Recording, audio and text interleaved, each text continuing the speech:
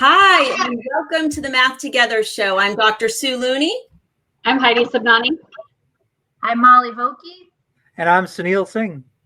I am so excited to have everybody here today in the Math Together show. Today, we are going to answer the question, what does math history and storytelling have to do with diversity? And to help us out with this conversation, we have Sunil Singh. So thanks so much for being here. Oh, thank you so much. This is going to be a fast half hour because we're going to talk about one of my favorite topics with three of my favorite folks in Massachusetts.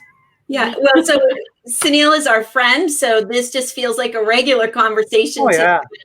A little formality, so I'm going to embarrass you with your amazing resume, a little bit of a bio, just to make sure that everyone appreciates who we've got with us here today. So Sunil is a prolific writer and author of 2 books with a 3rd book to come on out soon. He is the author of Pie of Life, The Hidden Happiness of Mathematics, Math Recess, Playful Learning in an Age of Disruption, and the book that you're working on now, Chasing Rabbits, A Curious Guide to a Lifetime of Mathematical Wellness.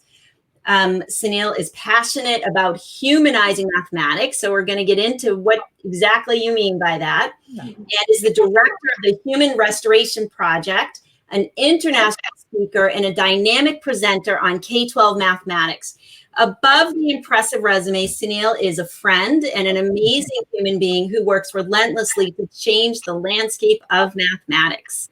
So here we go. So thanks for being here. If you don't already follow Sunil, you need to do that. And this is Sunil's Twitter handle.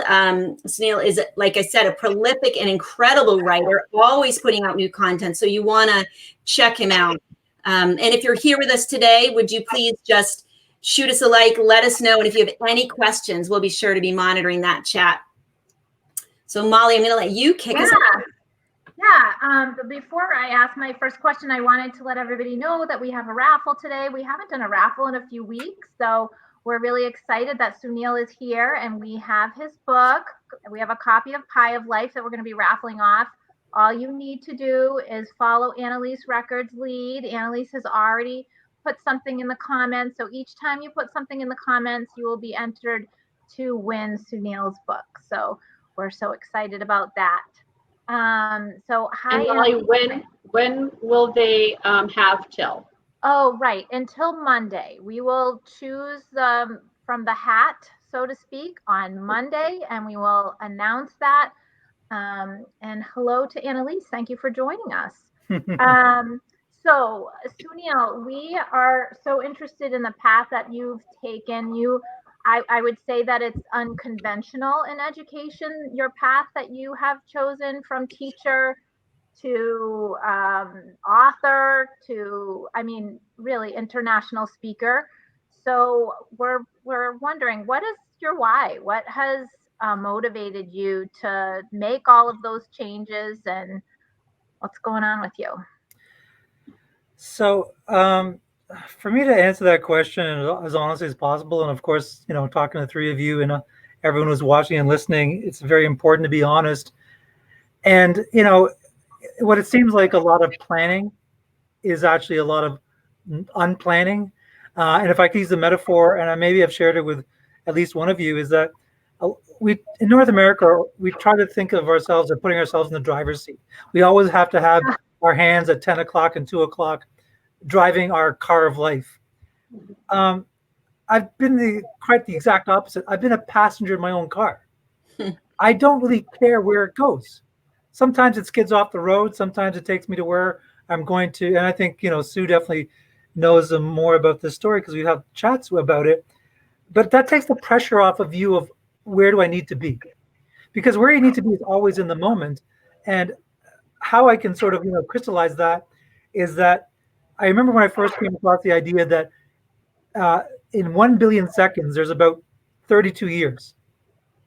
And the first time I came across that, I realized, wow, measuring your life in seconds, and those seconds tick. And of course, I'm now 56, 32. Statistically, do I have 1 billion seconds? I'm not sure. And, even something like when you take a picture, the shutter speed of a camera is 1/125th of a second. And we have these amazing moments that we capture all the time with family, friends. So the value of time for me, whether it has purpose or whether it's just like, just relaxing, I really value those moments, and really having reflective ideas about those moments all automatically puts you in your why.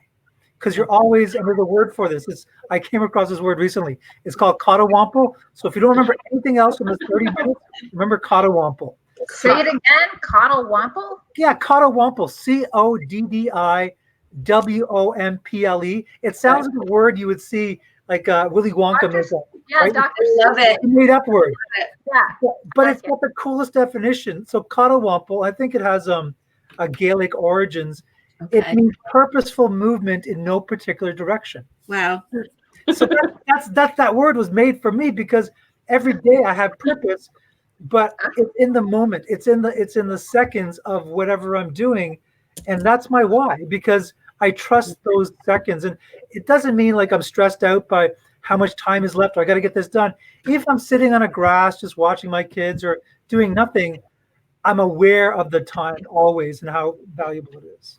Yeah, this is so powerful, Sunil. And I think in the midst of a global pandemic and the massive racial unrest, to put it mildly, in the United States, and I'm sure it's elsewhere, if we can't learn to follow our purpose in life and seize our moments, we haven't learned anything. So that choosing to follow that journey, just always, like you just always have been that. You've been so steady since I've known you, which is I think about 3 or 4 years now. But I bet it goes prior to. Like that's just, I love it. Cottawampel, purposeful movement in no particular direction. Yes. I love it. I told you. I think that's the whole story of the pandemic, right? Yeah. And I think the idea of the pandemic, like as horrible as things have been with the pandemic and the racial unrest, I mean, we discussed this before we went on. We're at an inflection point, and I don't know what's going to be created from this, but I'm excited by it. I'm excited about hope and all these things which are going to come together. It's almost like Newton's law of motion. For every action there must be an equal but opposite reaction. Mm-hmm. So our reaction to all the negativity of our world, I think, is in the beginning stages. And if you go down to the micro level, as we're going to talk about, it also means looking back at the past in terms of math, history, and storytelling. Yeah. And so that's a good segue in getting to our question, which is, what do these things all have to do with each other?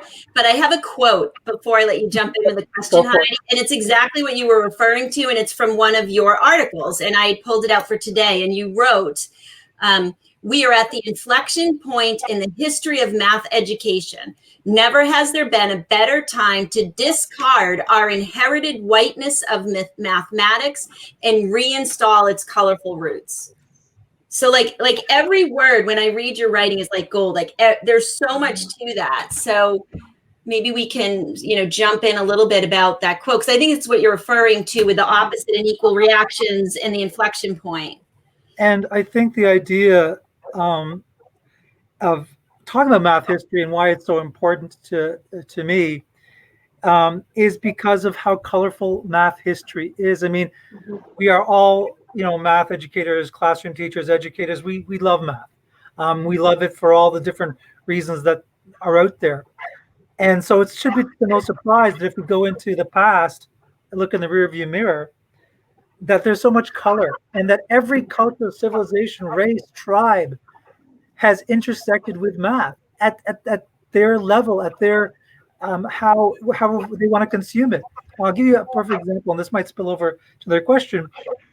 But the movie that was made about the man who knew infinity, Rehumanizing, he's probably the only person in mathematical history where they've said this about a math person. They said that he should have been born 100 years before, because a lot of the math that he discovered, because he was living in an isolated village in southern India, that was already discovered because he had no communication with math people. So they felt he was wasting his time, because if he was born 100 years earlier, he could have advanced mathematics. And similarly, some of the math that he did in isolation especially with regard to superstring theory and physics, they've only started to unpack in the last 25 years. Like he was a person for all these centuries and ages, and of course, we made a movie about him. Right. But there's so many sort of Ramanujan stories uh, of various backgrounds, gender, and I think when you kind of have a bouillabaisse, like a nice soup of them, Right. that's when it becomes powerful in history. Yeah. Yeah, So we have- and I think. Okay, go ahead, Molly. Sorry, I was just going to say that we have a few people checking in with us. Hello, Garrett. Garrett joins us often. We're happy to see you. And Charles is captivated by our conversations. So Cool. Hi, Charles. happy to have him. Yeah. So for some of you know, Sunil knows obviously, but we, a lot of us have a literacy background as well. And I think that's one of the things that I love about conversations with Sunil is that he's a writer's writer. So it's not just mathematician, he's a writer's writer. And so we've had these instances of storytelling that have kind of been through a number of the conversations that we've had and instances with kids. And I remember a couple of years ago, you came to one of the school districts that we were working in and worked with students. And it was a fantastic thing. And I remember you asking the kids, where do you think mathematics started? You're right. And this was a room of primarily Black and brown students, and there was a lot of the traditional answers that we would expect of mathematicians that we see, right? So they started with like European people, and then they saw you, and so they're all like, well, maybe India. You and I are Indian, like okay, like that's fairly. maybe we're trying to highlight that, and then you said, well, no, Africa. And I remember kids going, like so excited that to learn and to understand that they had that in their past history, their genetic code, and it was not just a white person's world. And so I talk to us a little bit about that, because I think sometimes we divorce mathematics more so in modern times versus like, in the Renaissance and things like that, there was no such thing as a math person or an art person or a reading, like everything was more connected, whereas now they're so separated, and your role is really trying to bring those two things together a lot of times. So why is that so important? So first of all, I love the fact you remembered that story, and I started remembering it as you started telling me. And that's why, it's so important to have connections, friendship, because we witness each other's lives and we forget things that other people will remember. And so I completely remember that whole sort of storyline of asking the questions and kids guessing and, and everything about maybe it's India because you and I are, have some Indian heritage. And they were surprised that it was Africa. And that's a perfect kind of segue, because we didn't plan this. We had talked about how important telling a story like that is, because 10 years ago, I did an equity workshop at a local university in the summertime. It was called the Summer Institute. And at that time, YouTube was banned in my board. And a lot of resources I was using actually involved YouTube with math. And I found a really amazing YouTube TED Talk, Dr. Rana Glash, who's done a lot of work on Africa and fractals. And I showed some of that, his footage in my workshop. I didn't know at the time, but there was a teacher who had brought about 12 to 15 Black kids who were part of a summer camp. And she brought them to a math workshop. And I'm going, oh my, like, I know it was good intention, but I don't think she knew I was going to show this. And after I showed this part about the rich history of Africa and fractals and how indigenous it is to their clothing, their games, their social hierarchy. After this presentation, it was lunch, and I got my lunch and I sat down, and almost all the kids from that group sat down beside me at lunch wanting to know more. Yeah. These kids went in 45 minutes to like, what am I doing in a math place when I should be out doing physical activity, summer camp? And just in a very short presentation, they saw their identity come to life for the first time. Yeah. Fascinating. I think this speaks to the whole rehumanizing mathematics, but you're a little bit like the Pied Piper because I've seen this. Yeah. And they all came and sat with you. When the same visit when you came into one of our schools out in one of the suburbs of Boston, the kids literally gathered around you when you showed mathematics. And you had the bucket where you were showing what happens with prisms when we, with the bubbles and whatnot. But I don't know. To me, that brings up the idea of the humanity within mathematics, that everyone wants the story. They want to see themselves. That's what it makes me. I think that's a really good point. And I'm glad you brought that up, that, the storytelling, it's a magnet itself. Yeah. And I know a lot of teachers might go, well, I've never learned much. Well, okay, math history for all of us wasn't part of our curriculum, right? And I didn't get a box from Amazon 3 years ago that arrived with all these math history books, right? The best PD is self-directed PD.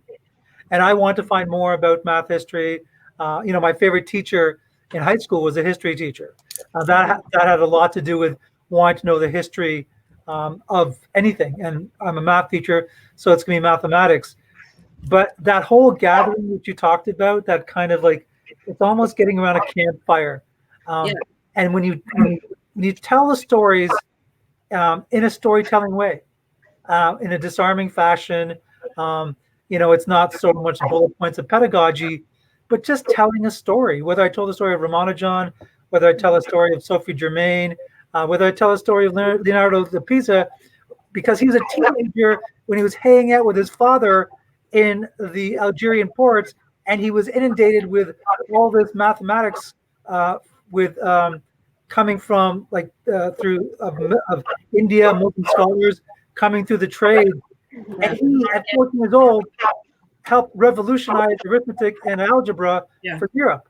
Like, students always want to see themselves reflected, like, where was I? Who am I? And there's lots of stories like that. Yeah, I love it.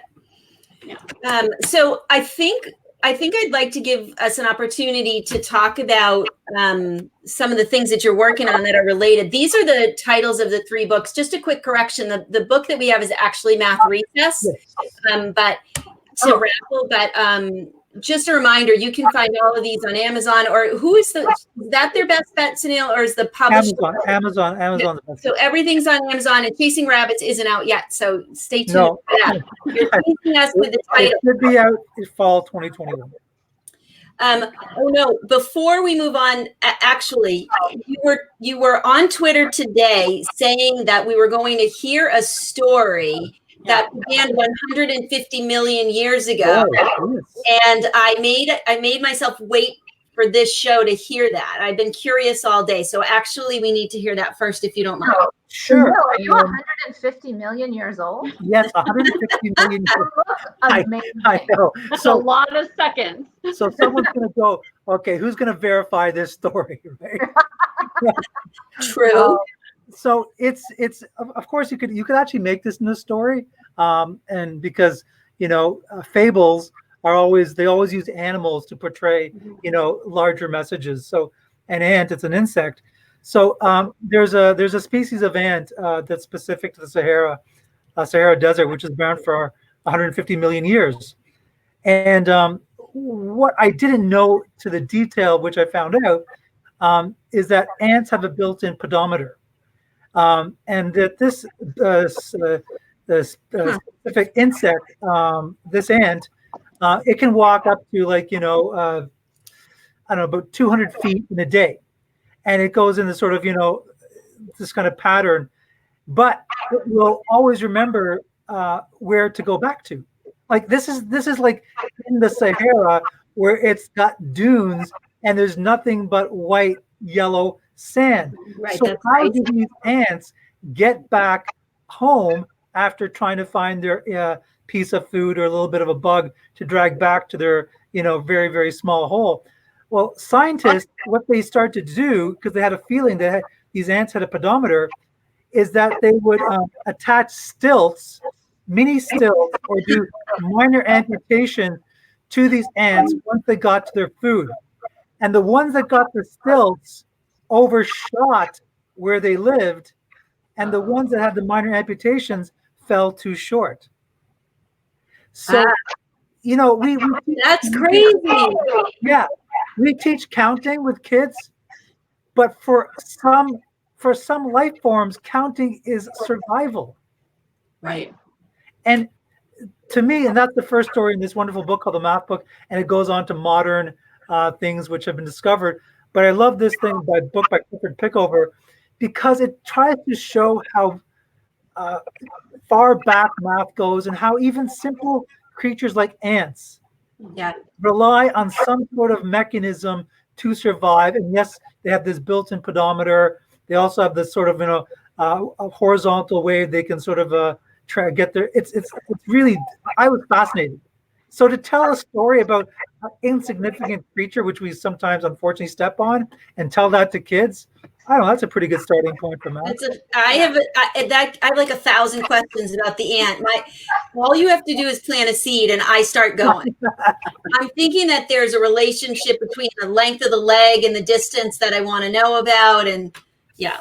And what they also did was they, if they did these minor amputations and stilts when the ant was still at its home base, they'd be fine. It's when they did the amputation and adjustment afterwards that these ants were lost. Wow. Yeah. Wow. Very, very cool. I love it. So I have like a list of things because you're really hard to keep track of because you've got so many things going on. And when we have our check-in calls, I'm like, just go, just tell me what you're doing. So I put a long list on here, but I want to let you jump in with where you want us, with which of these, and then we can make sure to, you know, touch upon each one if we don't get to all of it. Sure. So next month, July 23rd, which is now going to be a virtual conference, the Pennsylvania Council of Teachers of Mathematics, the chapter of NCTM Pennsylvania chapter. So I'm doing a opening keynote, and another good friend of ours, Steve Leanwan, is doing the closing keynote. Yeah. And mine is going to be on storytelling, rehumanizing mathematics for all.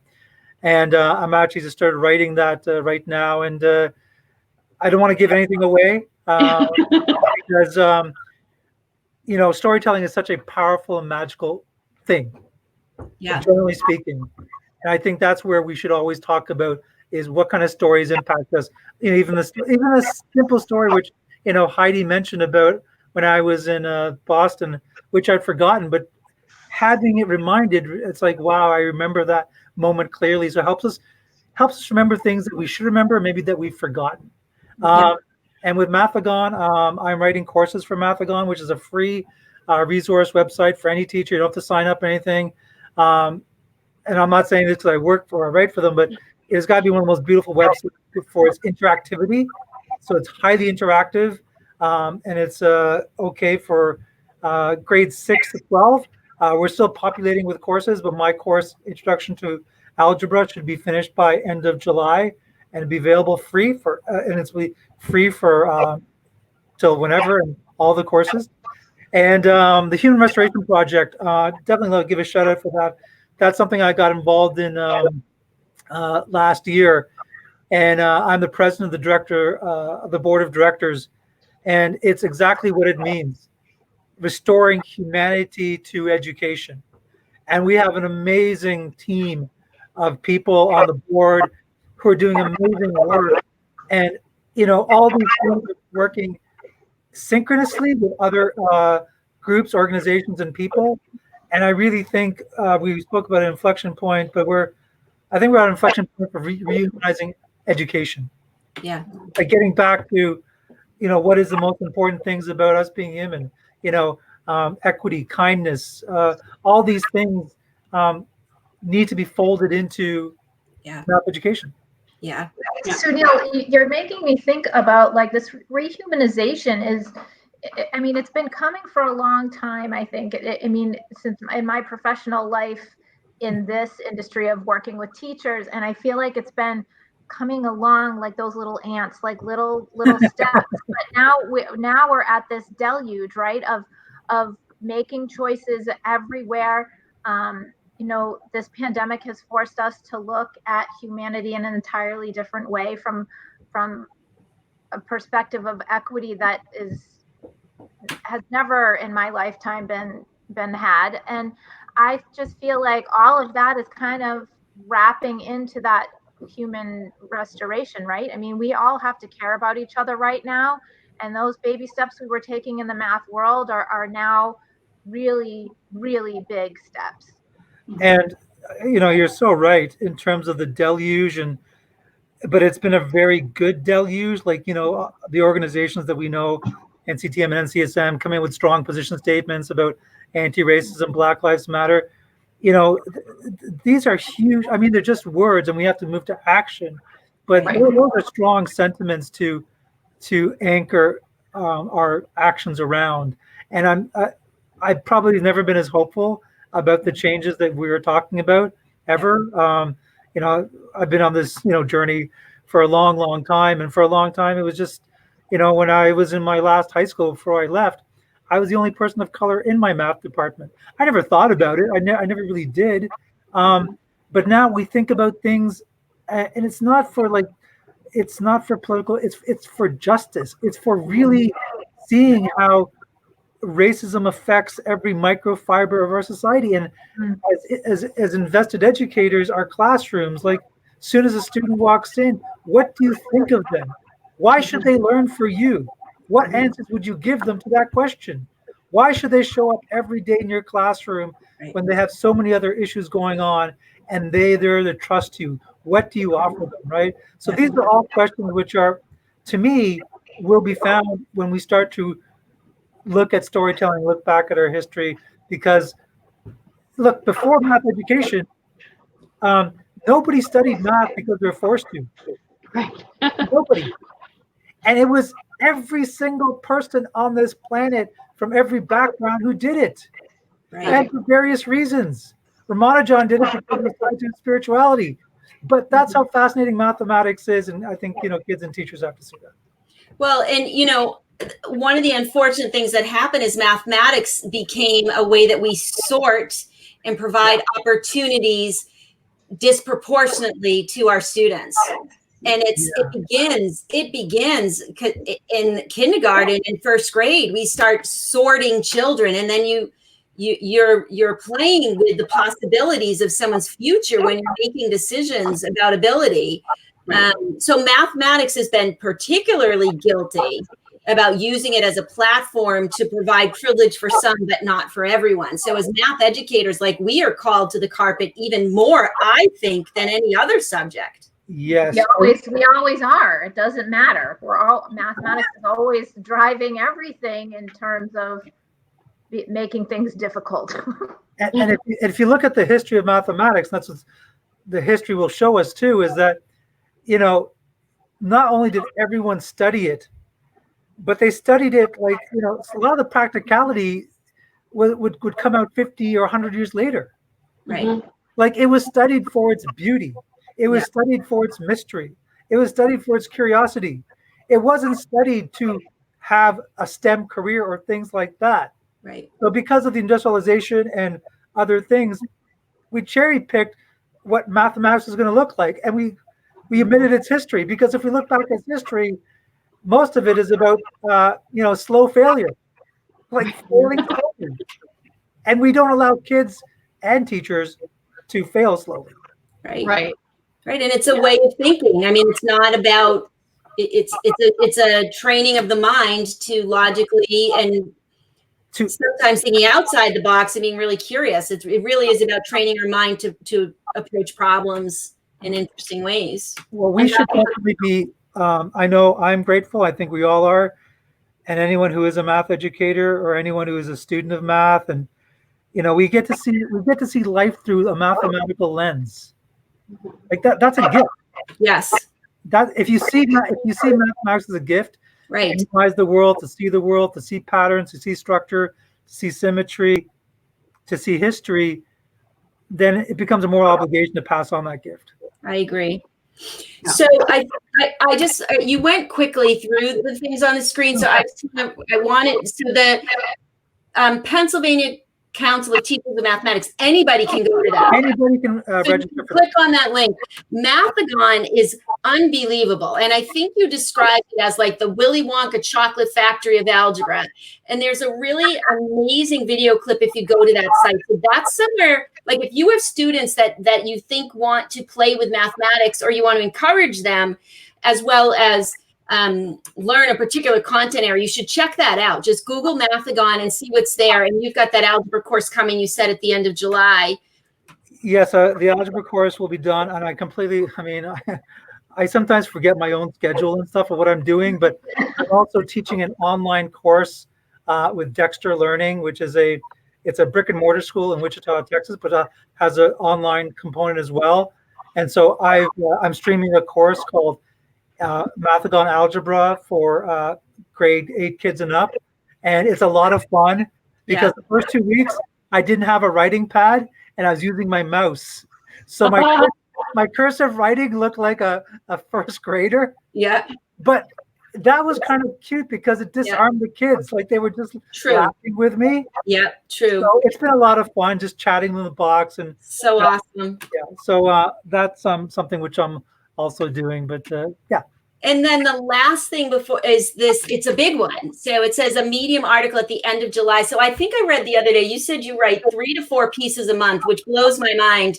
But the one that you have coming, we should all be watching your Twitter for that, because you're going to share a plethora of resources around this topic of history and mathematics. So, because my last article was really talking about, again, just the need to reinforce the idea that we definitely have to be looking at math history and storytelling. And I think based on the reactions, people go, yes, yes, yes. So the next phase logically means, okay, let me give you resources. Yeah. Let's take action. Yeah. But I really want to make this, and it's not going to be a whole, like, this is just the beginning. But I want teachers, regardless of their elementary, middle, or high school, to have a good starter pack, to have a good kind of like, okay, you know what? I'm going to do my own kind of digging now. And so, yeah, it's going to take me about 3 weeks to put all the resources together and also to write about it. So it's not going to be a listing of here's a whole bunch of links, but also write it in a blog post of how all these resources are connected and how they can help you, and to obviously share them, and that there's obviously more coming down the road. So in about a month's time, end of July. Awesome. Yeah. Awesome. So anything else that anyone wants to pick up on before we wrap it up? I mean, I could keep it going. I could keep talking. I think we've created so many threads that people will hopefully pick up on. That's all right. We don't have to tie them all. We can continue the conversation offline, Twitter, as you mentioned. We just have to keep throwing as many of these threads out there and form groups, and then these groups sort of interact. And again, I think everything is happening quickly, but it's happening organically. Yeah. Yeah. I just wanted to comment that one thing that you said impacted Charles. He says that he likes, well, he's quoting you, before public education, nobody studied math because they were forced to.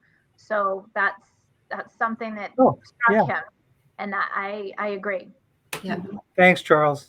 Okay. Yeah. And so it's been great having you. I think, as we consider the stories that we tell ourselves about our own mathematical abilities, the stories that we bring to the table, and the stories that we share with students are so critical going forward, and how we make adjustments to, well, I shouldn't even say adjustments, like clearing so many things off and restarting and using this as an opportunity to think about how we can redo mathematics, and have things reach more students in more profound and impactful ways, I think is something that we really want to consider going forward. We really thank everybody for joining us here today, and thank you to Sunil for coming. Remember that if you are interested in participating in the raffle, you have until Monday night to put something in the comments where we're going to think about, and we're going to put out Math Recess as a book for that. And Garrett is saying that Math Recess really changed the trajectory of his teaching when that came out. I know he is not the only one, that it was really impactful for so many teachers. We hear about that regularly because Sunil came and did a an event last year for one of our colleagues who passed away in memoriam of her. And so I know it was really impactful to the teachers who were there as well. So we want to thank him for being here with us today. And Molly is going to tell us about next week. Yes, next week, Thursday at 4 o'clock, we will be back for another Facebook Live. We are going to be talking about making curricular decisions for next year and considering, priorities in your topics and how to make decisions around that. So we are getting closer and closer. I know that we're not close to school, but we are, it keeps getting narrower and narrower. So our conversations continue around that. And then just to remind you, check us out at mathtogether.looneymath.com. That's where we can continue the conversation. So Sunil, you wrote down the ant story I wrote down and the purposeful movement and history of mathematics. I think we'll start a thread in there to continue that conversation. And when those resources come out, that's a perfect thing that can happen in the Math Together community. We can set up a group like you referenced within Math Together where we can continue to talk on and try, and we can play and do the activities and practice and all of that good stuff. And so it's free to sign up. It's a free month trial to make sure that's the right community. So if you like this kind of a format and you like this conversation, then definitely check us out. So sorry. I was going to say within our topics in Math Together, we have a section called Connecting Mathematics to Other Topics and Other Subject Areas. So we do focus on activities for use in the classroom that are based in STEM and literacy and art. And so that's another great place to continue that conversation. Yeah. Excellent. Okay. All right. Well, thanks everybody for being here. Take good care. Thank you. Bye, everyone. Bye-bye.